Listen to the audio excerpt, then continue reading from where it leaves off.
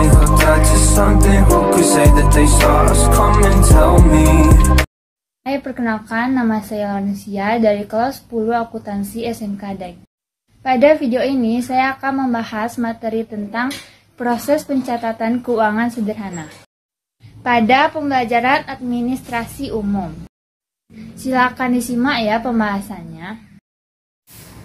Pencatatan keuangan sederhana. Pembahasan yang akan dibahas pada materi ini yang pertama, pengertian pencatatan keuangan sederhana. Yang kedua, fungsi pencatatan keuangan sederhana. Yang ketiga, jenis pencatatan keuangan sederhana. Yang keempat, prosedur pencatatan keuangan sederhana. Yang kelima, bentuk penerapan keuangan sederhana.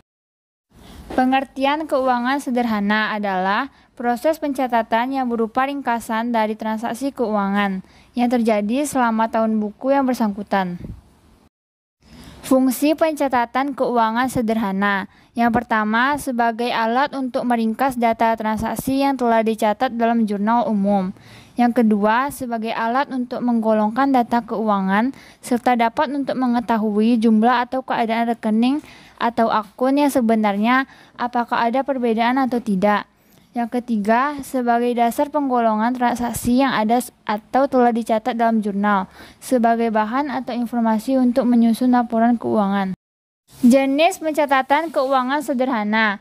Laporan laba rugi. Dalam laporan ini, kita akan mendapatkan informasi pendapatan, pengeluaran, dan beban pajak.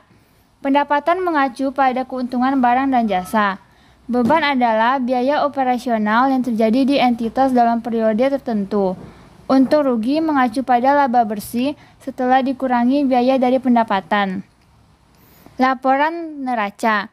Jenis laporan keuangan ini menyajikan informasi seputar aset, kewajiban, dan modal. Aset adalah sumber daya perusahaan yang terdaftar secara hukum dan bernilai ekonomi. Kewajiban adalah utang perusahaan yang harus dibayarkan kepada pihak lain. Modal adalah harta kekayaan perusahaan yang dimiliki oleh pemilik perusahaan. Laporan perubahan modal. Laporan perubahan modal dibuat untuk mengetahui seberapa besar perubahan modal yang terjadi beserta penyebab perubahannya. Data yang diperlukan untuk membuat laporan adalah modal awal, pengambilan dana dari periode yang diinginkan, dan total laba rugi bersih yang diperoleh. Laporan arus kas. Laporan arus kas yang berfungsi sebagai indikator prediksi arus kas pada periode yang akan datang. Arus kas dapat dilihat dari hasil kegiatan operasional dan kas pendanaan atau pinjaman.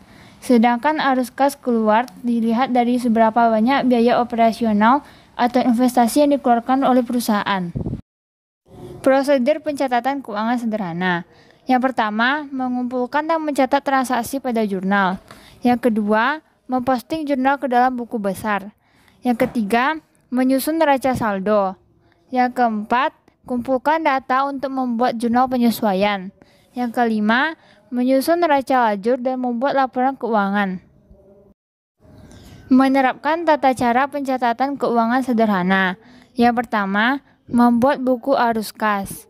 Yang kedua, membuat buku persediaan barang. Yang ketiga, membuat buku pembelian. Yang keempat, membuat buku penjualan. Yang kelima, membuat buku biaya. Yang keenam, membuat buku utang. Yang ketujuh, membuat buku piutang. Sekian pembahasan materi pada video ini. Terima kasih.